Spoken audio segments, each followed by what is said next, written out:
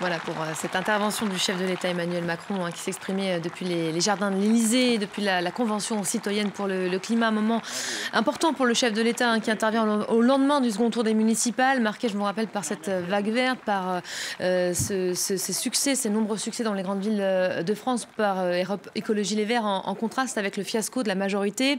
Ce temps fort était l'occasion pour le chef de l'État de montrer que pour lui, l'écologie est centrale et que ses engagements en la matière ne sont pas qu'une façade. On va retrouver sur place notre envoyée spéciale Marina Bertsch. Marina, bonjour.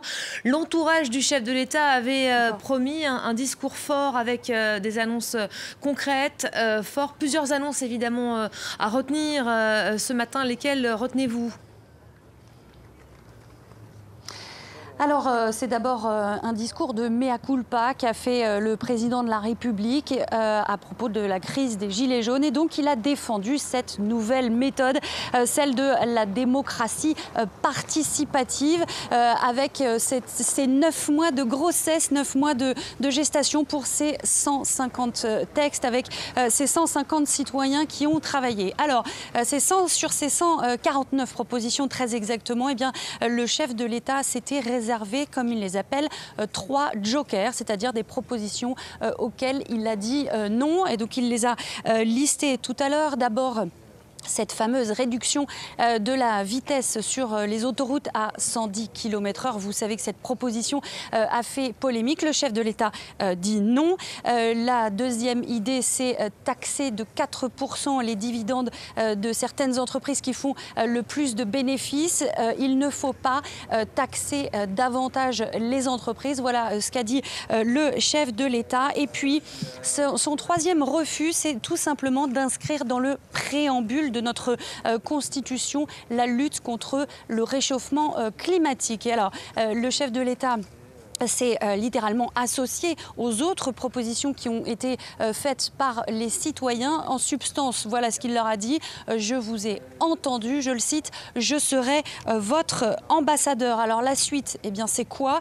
Il a demandé aux citoyens de continuer à travailler. Ils vont se retrouver chaque mois ensemble, surtout pour faire un travail d'alerte, un travail de vigie pour que le chef de l'État respecte bien, je le cite, le contrat moral qu'il a envers ses citoyens. Et puis, cette nouvelle forme de démocratie, cette convention citoyenne qui avait lieu là pour le réchauffement climatique, pour le climat, eh bien, le chef de l'État souhaite l'associer et le développer pour d'autres thèmes de la vie publique en France.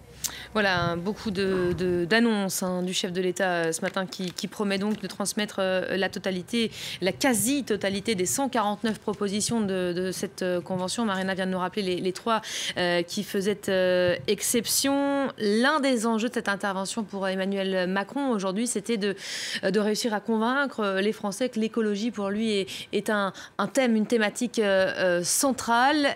Est-ce que c'est pari réussi aujourd'hui selon vous, Marina ?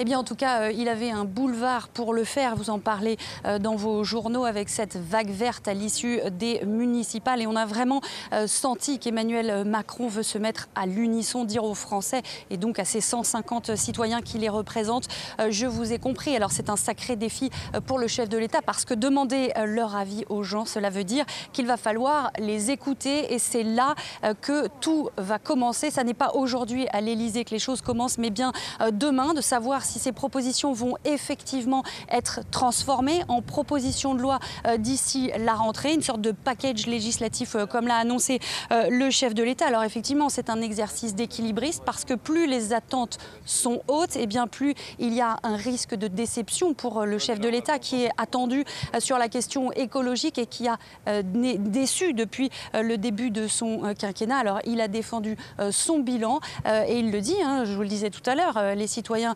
vont être les garants pour savoir si oui, il respecte bien le contrat moral qu'il a avec eux. On verra ça dans les mois à venir, mais surtout donc à la rentrée avec ce package de projets de loi qui reprennent les propositions des citoyens.